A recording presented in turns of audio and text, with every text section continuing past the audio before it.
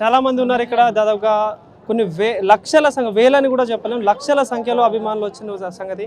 So మాట్లాడడం మరి కొంతమందితో. ఇంకోళ్ళు ఏం చెప్తారు అంటే, మీ మాజీ ఎమ్మెల్యే అంటే మీరు ఎమ్మెల్యేగా ముద్దుగా పిలుచుకుని మీ మాజీ ఎమ్మెల్యే గారు మీ మధ్యలో లేరు ఇప్పుడు, ఏం చెప్తారు? ఎట్లా ఉండేది మీ ఏరియాలోకి వచ్చినప్పుడు, ఎట్లా ఉండేవారు? మాది ఖానాపూర్ మండలం, అశోక్ నగర్ గ్రామం. ఇవాళ ఖానాపూర్ మండలానికి ఒక చిరస్మరణీయమైనటువంటి గుర్తింపు తెచ్చినటువంటి వ్యక్తి పెద్ద సుదర్శన్ రెడ్డి. ఇవాళ గోదావరి జలాలను 350 కోట్లు పెట్టి ఆ రోజు ఉన్నటువంటి ఓంకార్ కానీ తదితర ఎమ్మెల్యేలు కానీ ఇక్కడ నుంచి నీళ్లు తెస్తాం అన్నటువంటి వాగ్దానాలు చేసినటువంటి సందర్భంలో ఈయన గెలిచినటువంటి ఒక అనతి కాలంలో తొందరగానే 350 కోట్లు పెట్టి ఇవాళ గోదావరి జలాలను పాకాలకు మళ్ళించినటువంటి ఘనత మన సుదర్శన్ రెడ్డి గారిదే. అది ఖానాపూర్ మండలంలో ప్రతి రైతు కూడా ఇవాళ వర్షాభావ పరిస్థితులలో ఇవాళ మోటార్లు పోస్తున్నాయి.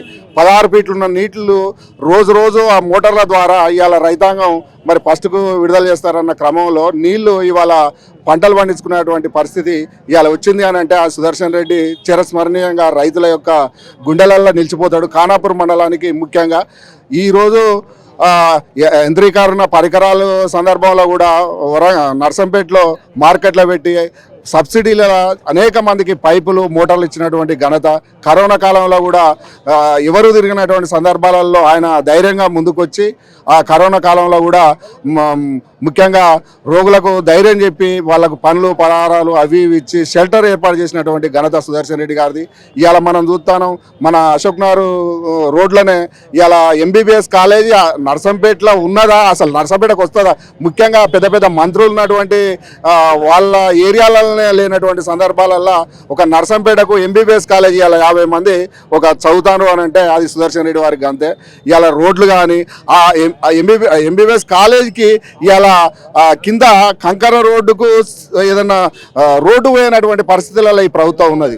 అది ఆయన అంత కాలేజీ కట్టి అది చేసిన సందర్భంలో ఇవాళ అక్కడికి పోదామనంటే సీఎం రేవంత్ రెడ్డి వచ్చిన కనీసం ఆ పక్కకు తార్ రోడ్డు కానీ సీసీ రోడ్డు కానీ పోయినటువంటి పరిస్థితులలో ఈ ప్రభుత్వం ఉన్నది.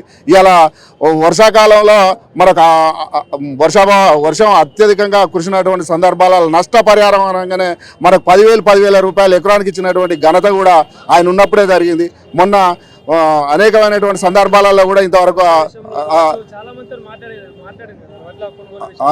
వడ్ల కొనుగోలు కానీ వడ్లకు సంబంధించిన ఈ మొక్కజొన్నల కొనుగోలు కానీ కేంద్రాలకు పోయి పరిస్థితులను బట్టి అక్కడ ఉన్నటువంటి సందర్భాలలో కొనిచ్చేటువంటి పరిస్థితి సుదర్శన్ రెడ్డి తెచ్చి ఉండే. ముఖ్యంగా ఇవాళ చెరువులకు నీళ్లు తెచ్చిండు అనంటే ఖానాపూర్ మండలంలో చెరువులకు నీళ్లు తెచ్చిండంటే ఆ రోజు అక్కడ తూర్పుగోదావరి జిల్లాలో ధవళేశ్వరం ప్రాజెక్టు దగ్గర ఆంగ్లేయులు అక్కడ కాటన్ ద్వారా ఒక ఆయన గోదావరి నీళ్లకు నీళ్లు మళ్ళించి ఆయన యొక్క ఫోటోలను కానీ ఇవాళ ఆయన యొక్క విగ్రహాలను కానీ అక్కడ తూర్పుగోదావరి జిల్లాలో రాయమండ్రి ఏరియాలో పోతే మనకు కనపడుతుంది.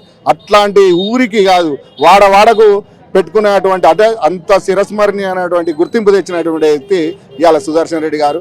ఆయనను అసలు మర్చిపోలేకపోతాను. ఇవాళ 4 రోజులు 5 రోజులు దాదాపుగా గ్రామాలల్లో ఎక్కడికి పోయినా కూడా కదిలిస్తే ఎక్కడ చావుకు కానీ బతుకు కానీ ఏది కానీ ఏదైనా ఫంక్షన్ కానీ అని అంటే అనతి కాలంలో వచ్చి మరి చూసినటువంటి వ్యక్తి కాబట్టి ఇవాళ ఆయన ఒక నర్సంపేటకు అలాంటి నాయకుడు దొరకడం చాలా అరుదు, చాలా కష్టం, చాలా అరుదు. అట్లాంటి నాయకుడు అనేది ఇప్పటివరకు ఎవరిని కూడా చూడలేదు. ఇవాళ జన సముద్రాన్ని చూస్తే మనం అక్కడ నుంచి గిరినిబాయి నుంచి మేము అక్కడ గిరినిబాయి నుంచి ఇక్కడికి వచ్చినాం. ఎక్కడ చూసినా కూడా అనేకమంది పార్టీలకు అతీతంగా ఇవాళ అనేక మంది స్వచ్ఛందంగా వచ్చి అసలు ఆయన యొక్క కడసారి చూపుకు చూస్తున్నారని అంటే జనాలల్లో ఎంత నిలిచిపోయింది అనేది మనం అర్థం చేసుకోవచ్చు. చాలా ఇది ఒక అందరికీ రాదు. ఇలా నేను అనుకుంటా ఎప్పుడో నేను ఓంకార్ ఉన్నప్పుడు ఇంతమంది వచ్చినా అనుకున్నా, కానీ ఓంకార్ కాదు, అంతకంటే ఎక్కువ రెట్టింపు త్రిపులు మంది ఇక్కడ ఇప్పుడు కనబడతారు అని అంటే ఆయన ఈ అనతి కాలంలో ఇంత ప్రజల గుండెలల్లో నిలిచిపోయింది అని అంటే అసలు అది అసామాన్యం. అసలు చాలా అది దొరకాడు, అట్లాంటి నాయకుడు దొరకాడు. ఇలా కేసీఆర్కు అత్యంత సన్నిహితుడు కాబట్టి నిధులు తెచ్చిండు, డెవలప్ చేసిండు.